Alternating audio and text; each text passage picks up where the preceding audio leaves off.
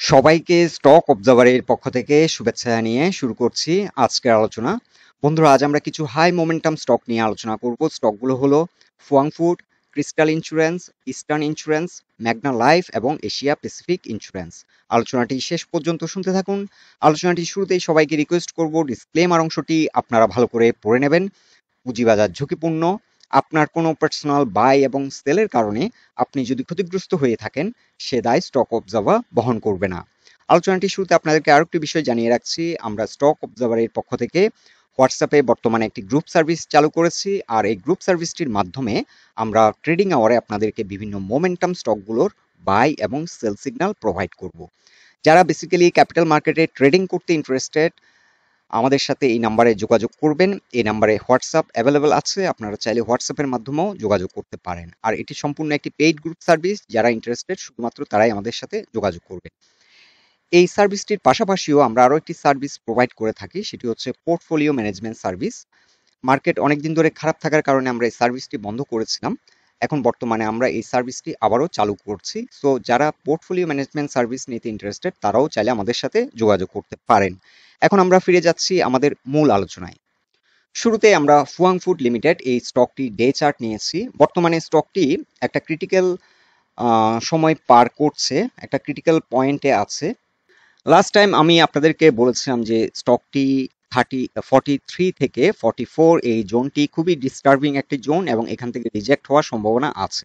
আমরা কিন্তু এখানে এক্সিট নিয়ে নিয়েছিলাম এবং এখান থেকে রিজেক্ট হয়ে কিন্তু একটা বড় রকমের কারেকশন কিন্তু দিয়েছে স্টকটি। এখন স্টকটি একটু ডিপ লেভেলে অ্যানালাইসিস করে আমি আপনাদেরকে দেখানোর চেষ্টা করব স্টকটি বর্তমানে কেমন প্রাইস অ্যাকশন হতে পারে, এখান থেকে ইউটার্ন নেবে নাকি এখান থেকে আবার ডেড হয়ে যাওয়ার সম্ভাবনা আছে। এই সব বিষয়গুলো আজকের আলোচনায় আমরা আপনাদেরকে তুলে ধরবো। প্রথমে আমরা এই ট্রেন্ডটিকে ফলো করে একটি ফিবোনাচি চার্ট ড্র করেছি। আমরা গতকালকে লক্ষ্য করেছিলাম এখানে একটি 50% যে সাইকেল ছিল ফিবোনাচি চার্টে, সেটি হচ্ছে প্রাইস পয়েন্ট লেভেল 35.1। এখানে কিন্তু এই সাপোর্টটিকে রেসপেক্ট করেছিল, এটি সাপোর্ট হিসেবে কাজ করছিল। সো এই পয়েন্টে, এই লেভেলটিকে প্রাইস পয়েন্ট লেভেলে এসে সাপোর্ট নিয়েছিল এবং আজকে আমরা ইন্টারেস্টিংলি দেখলাম যে এই সাপোর্টটি ব্রেকডাউন করেছে। 35 লেভেল একটি সাপোর্ট ছিল, সেটি ব্রেকডাউন করেছে। নট অনলি দ্যাট, এখানে 50 এক্সপোনেনশিয়াল মুভিং অ্যাভারেজ যে একটি সাপোর্ট লাইন, সেটি হচ্ছে 34.4। এই সাপোর্টটিকেও রেসপেক্ট করেনি এবং দিন শেষে 34-এ এসে ক্লোজ হয়েছে।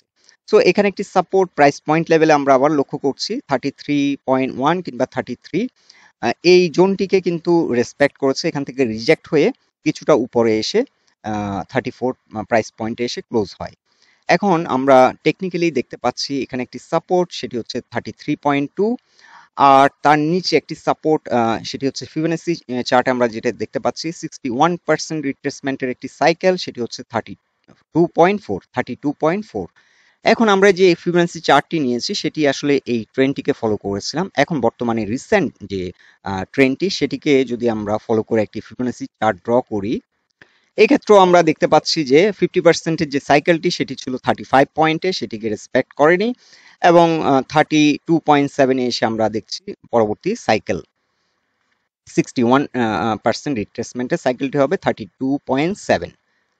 আমার এর আগে যে অ্যানালাইসিসটা আমি আপনাদেরকে বলেছিলাম যদি এটি 37, এটি একটি এন্ট্রি জোন হতে পারে, কিন্তু 37-এর নিচে নেমে গেলে স্টকটি স্টপ লস দিয়ে দেওয়াটাই বেটার।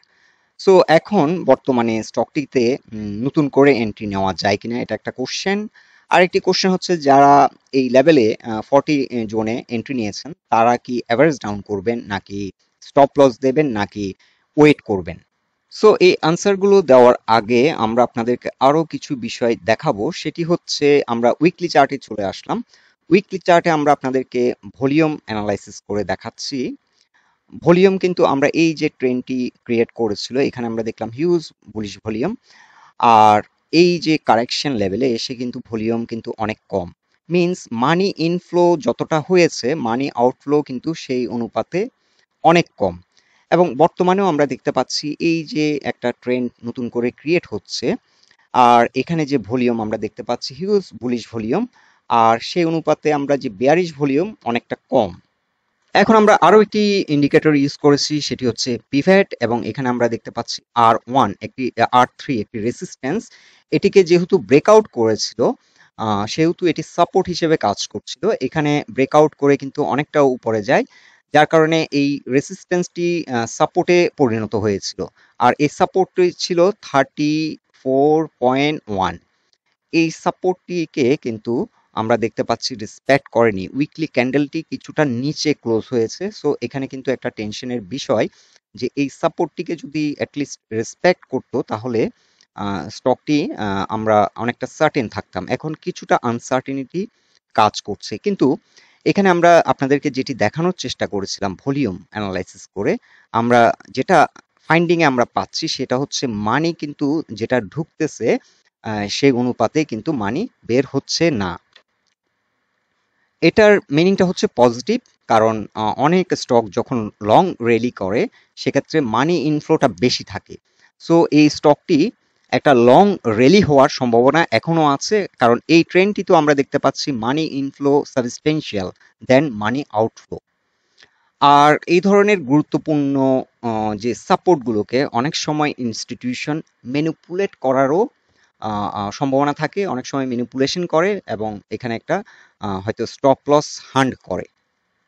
আর উইকলি চার্টে আমরা যে স্ট্রং সাপোর্টটি দেখছি সেটি হচ্ছে 20 এক্সপোনেনশিয়াল যে মুভিং অ্যাভারেজের যে সাপোর্ট লাইন, সেটি হচ্ছে 31.6। এটি কিন্তু খুবই স্ট্রং একটি সাপোর্ট, এবং এই সাপোর্টটি যদি কোনো কারণে ভেঙে যায় তাহলে এই স্টকটি একটি কিন্তু নেগেটিভ ধারায় চলে যেতে পারে এবং স্লো হয়ে যেতে পারে। এক্ষেত্রে আমি আপনাদেরকে বলবো যে স্টকটি ফার্দার ডেড হওয়ার সম্ভাবনা এখনো দেখছি না, কিন্তু উইকলি চার্টে যদি 20 এক্সপোনেনশিয়াল মুভিং অ্যাভারেজের নিচে নামে কোনো কারণে, তাহলে স্টকটি স্লো হয়ে যাবে এবং এটি রিকভারি দিতে অনেক বেশি সময় নিতে পারে। এখন আমি আপনাদেরকে আরো একটি ইন্টারেস্টিং জিনিস দেখাবো, সেটি হচ্ছে ডে চার্টে আমি আবার কামব্যাক করলাম। এখানে কিন্তু একটা প্যাটার্ন ক্রিয়েট করার সম্ভাবনা আছে। স্টকটি যদি ফার্দার 33 থেকে আর ডাউন না হয়, কিংবা 32 এই জোন থেকে 61 এই 1%-এর যে রিট্রেসমেন্ট সাইকেল, সেখানে যদি সেটাকে রেসপেক্ট করে যদি ইউ টার্ন নেয়, তাহলে কিন্তু একটা নতুন পসিবিলিটি এই স্টকটি সৃষ্টি হতে পারে, এই স্টকটিতে সৃষ্টি হতে পারে, এবং আমি সেটা আপনাদেরকে দেখাচ্ছি। সেটি হচ্ছে একটি inverse head and shoulder pattern স্টকটিতে সৃষ্টি হতে পারে, এবং এই প্যাটার্নটি যদি ফলো করে তাহলে এই স্টকটি কিন্তু ফার্দার যে গন্তব্য হতে পারে সেটি হচ্ছে 55 থেকে 60 পর্যন্ত এই স্টকটি রান করতে পারে।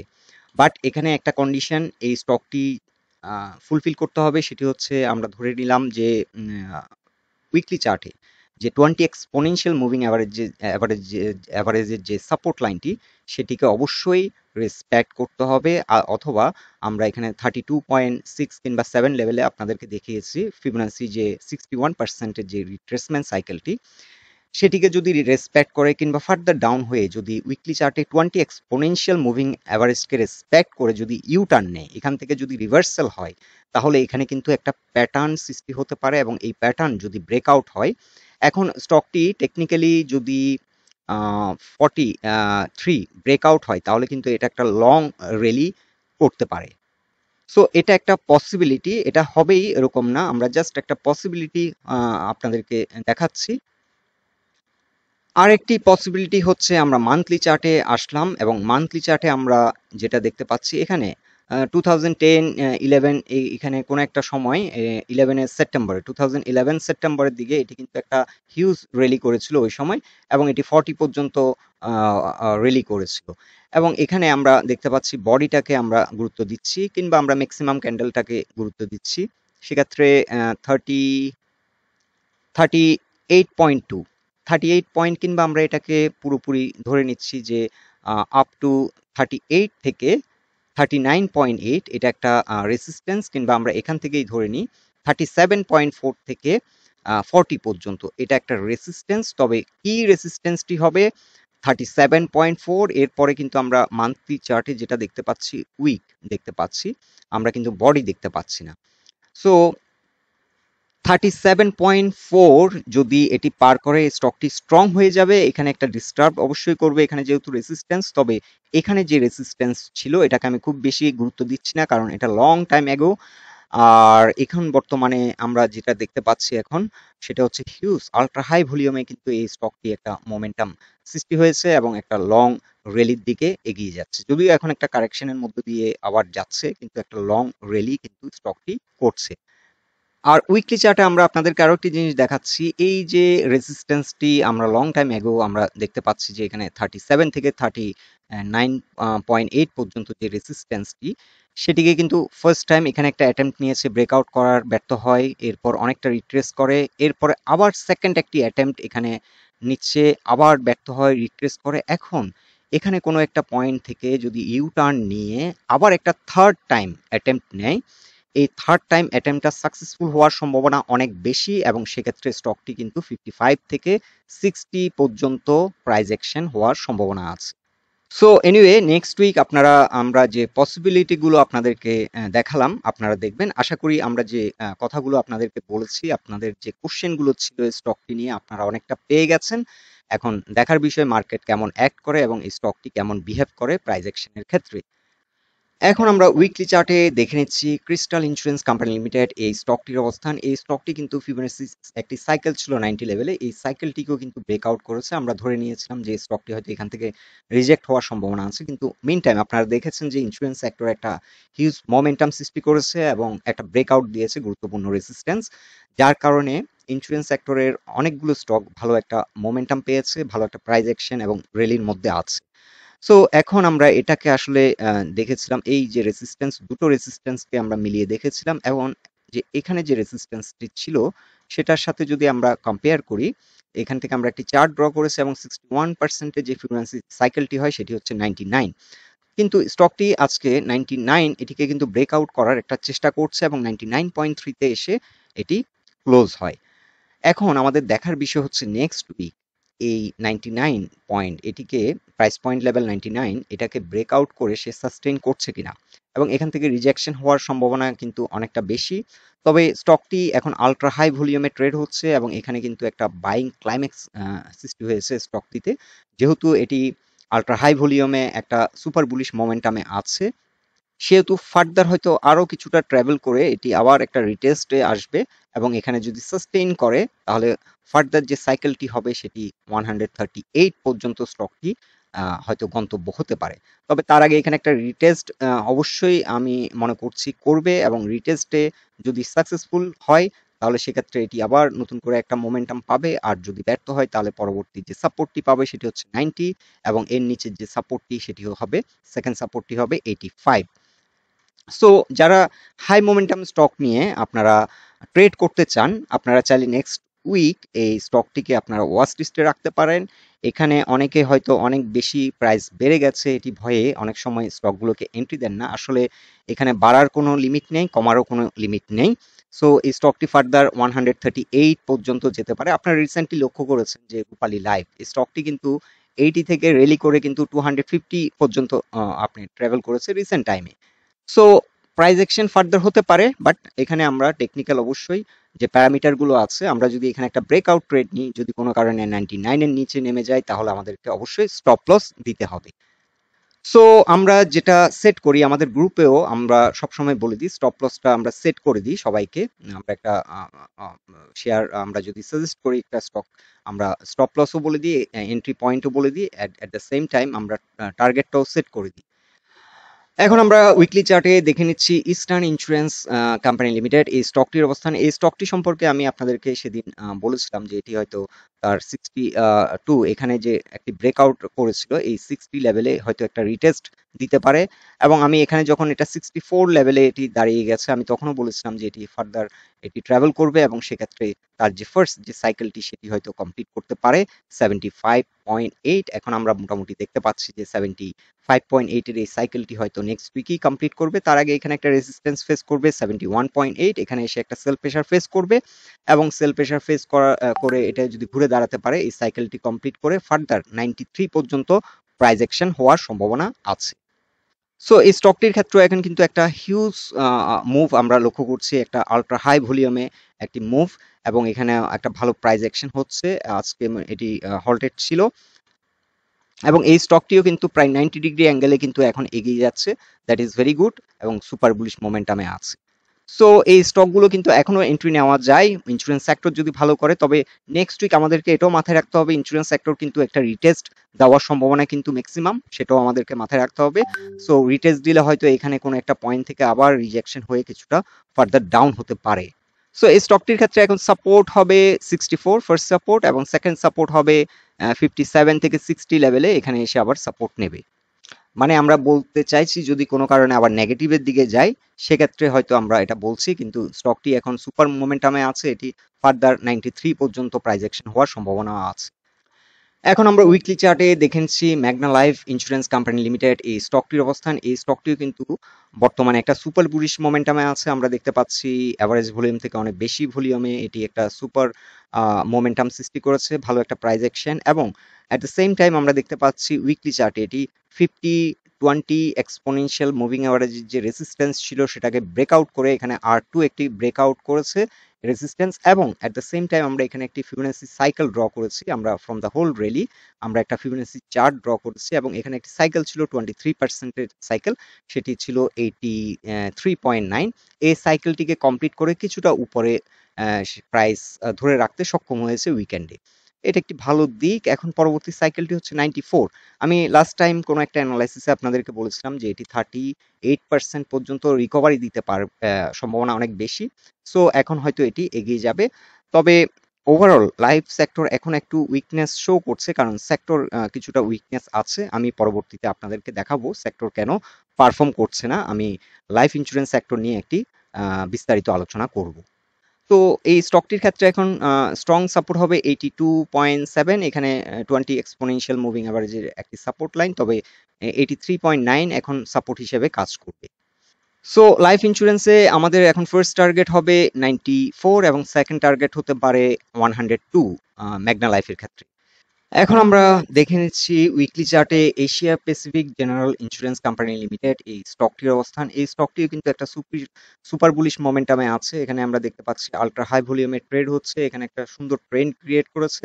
তবে স্টকটির জন্য একটা মোস্ট চ্যালেঞ্জিং জোন হচ্ছে এই জোনটি, একটা রেসিস্ট্যান্স এখানে 68 এই লেভেলে, এখানে একটা রেসিস্ট্যান্স প্লাস 71 থেকে 75 পর্যন্ত স্টকটির জন্য একটা রেসিস্ট্যান্স। এর আগে কিন্তু স্টকটি একটা সুপার পারফরমেন্স আমরা করেছে দেখেছি, 92 কিংবা 92 চেয়েও কিছুটা বেশি প্রাইস অ্যাকশন করেছিল, এবং এখান থেকে রিজেকশন হয়ে স্টকটি সাপোর্ট নেয় 50-তে, এবং পরবর্তীতে এটি কিন্তু একটা প্রাইস অ্যাকশন করে আবার নতুন একটা ট্রেন্ড ক্রিয়েট করেছিল, কিন্তু এই জোনটাতে এসে সাস্টেন করে না, এবং এখান থেকে আবার একটা ডিপ কারেকশনের দিকে চলে যায়। তো এখন এই স্টকটির ক্ষেত্রে আমরা যেটা দেখতে পাচ্ছি, এটা নতুন একটা এখান থেকে রিভার্সাল হয়েছে, এবং এই জোনটি কিন্তু অনেক চ্যালেঞ্জিং, কারণ এই জোনটাতে আপনারা দেখতে পাচ্ছেন হিউজ একটা ভলিউম কিন্তু এখানে আছে। সো বর্তমান যে ভলিউম হচ্ছে সেটি ভালো, কিন্তু এই মোমেন্টামে এবং এই ভলিউমের ধারাবাহিকতা যদি ঠিক থাকে তাহলে হয়তো সপ্তাহখানেক টাইম লাগতে পারে এই ব্রেকআউটটি দিতে। সো এখানে মিনিমাম নেক্সট উইকে 3-4 দিন একটা হিউজ ভলিউম নিয়ে কিন্তু এটি যদি আগাতে পারে, তাহলে কিন্তু এই রেসিস্ট্যান্সটি ব্রেকআউট করতে হয়তো সক্ষম হবে, আদারওয়াইজ এখান থেকে কিন্তু বারবার রিজেক্ট হবে, এবং এটা একটা ডিস্টার্বিং জোন এই স্টকটির জন্য। আর এই স্টকটি বর্তমানে এখানে একটা রেসিস্ট্যান্স ফেস করছে, আর টু এই রেসিস্ট্যান্সটি ফেস করছিল, সেটি ব্রেকআউট করতে আজকে সক্ষম হয়েছে। উইকেন্ডে ক্যান্ডেলটি কিছুটা উপরে এসে ক্লোজ হয়েছে, এটা একটা ভালো দিক। সো এইটি এখন সাপোর্ট হিসেবে কাজ করবে 68.4, এটি যদি ফার্দার ডাউন হয় পরবর্তী সাপোর্ট কিন্তু 61 লেভেলে। সো যেটা আমরা এসিউম করছি যে এই স্টকটির ক্ষেত্রে এখন যে এখানে একটা প্যাটার্ন হওয়ার সম্ভাবনা আছে, এখান থেকে হয়তো ফার্দার এগিয়ে গিয়ে এখানে একটা কাপ এন্ড হ্যান্ডেল প্যাটার্ন হয়তো করার সম্ভাবনা আছে। ডিজাইনটা দেখে মনে হচ্ছে, স্ট্রাকচারটা দেখে আমাদের মনে হচ্ছে এখানে একটা cup and handle pattern create করতে পারে, এবং সেক্ষেত্রে ব্রেকআউটটা দেওয়াটা ইজি হবে, কারণ প্যাটার্ন যখন ব্রেকআউট হবে তখন একটা এগ্রেসিভ বাই প্রেশার আসবে, এবং সেক্ষেত্রে এটি হয়তো এই প্যাটার্নের আন্ডারে চলে গেলে এই ব্রেকআউটটা দেওয়াটা অনেকটা ইজি হবে। লেট আস সি কেমন প্রাইস অ্যাকশন হয় এবং কোন স্ট্রাকচার ফলো করে। আপাতত ইন্স্যুরেন্স সেক্টরের জন্য নেক্সট উইক আমাদেরকে অবশ্যই মাথায় রাখতে হবে যে রিটেস্ট কোন পয়েন্ট থেকে করে। রিটেস্ট করলে কিন্তু অনেকগুলো স্টক আবার ফার্দার একটু কারেকশনে যেতে পারে। সো বন্ধুরা, এই 5টি স্টক নিয়ে আমাদের এটাই ছিল অবজারভেশন। আলোচনাটি যদি আপনাদের ভালো লেগে থাকে অবশ্যই পোস্টটিকে লাইক দিন, আর আমাদের সাথে থাকার জন্য আপনাদের অসংখ্য ধন্যবাদ।